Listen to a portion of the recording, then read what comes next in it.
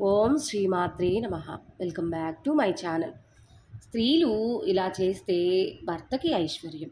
ఇంటి ఇల్లాలు కొన్ని పరిహారాలు పాటిస్తే ఇల్లంతా కూడా ఐశ్వర్యము. ముఖ్యంగా భర్తకి ఐశ్వర్యం. భర్తకి ఐశ్వర్యం కలగడం అంటే ఇల్లంతా కూడా సంతోషంగా ఉండడమే కదా. స్త్రీలు చిన్న చిన్న పరిహారాలను పాటిస్తే కనుక ఈ ఐశ్వర్యాన్ని మీరు చక్కగా పొందగలుగుతారు. అది ఏమిటంటే ఈ వీడియోలో చెప్తాను. స్త్రీలు ఎప్పుడూ కూడా వివాహం అయినటువంటి స్త్రీలు సాక్షాత్తు లక్ష్మీదేవిలా ఉండాలి. లక్ష్మీదేవి ఎలా ఉంటుంది అంటే సుమంగళీ రూపంగా ఉంటుంది. మీరు పార్వతీదేవి అనుకోండి, లక్ష్మీదేవి అనుకోండి, లలితాదేవి అనుకోండి, వీళ్ళు ఎవరైనా సరే సాక్షాత్తు సుమంగళీ సౌభాగ్యవతి రూపాన్ని కలిగి ఉంటారు.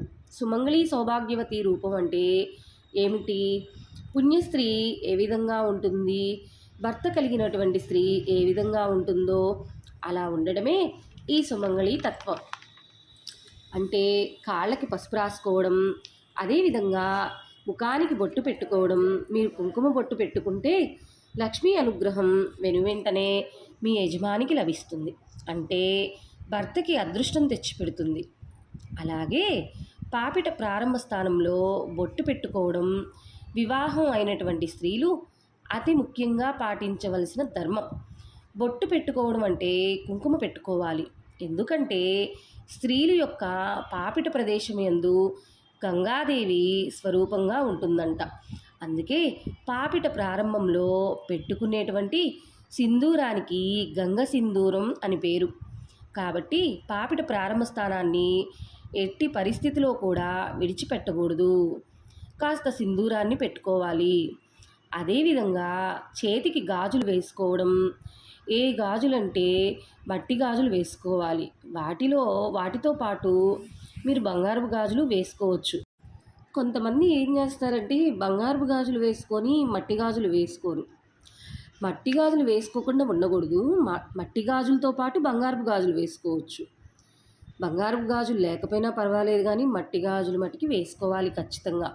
అదేవిధంగా జడలో పువ్వులు పెట్టుకోవాలి. కనీసం ఒక్క పువ్వైనా పెట్టుకోవాలి. అది లక్ష్మీదేవి స్వరూపంగా చెప్పారు. ఇంట్లో ఖచ్చితంగా చేయవలసిన పని ఏంటంటే ప్రతిరోజు దీపారాధన చేసుకోవడం. అది కూడా వీలైనంత తొందరగా చేసుకోవడానికి ప్రయత్నించండి. దీపారాధన చేయడానికి ఆవు నెయ్యి, నువ్వుల నూనె, కొబ్బరి నూనె ఈ మూడు శ్రేష్టం.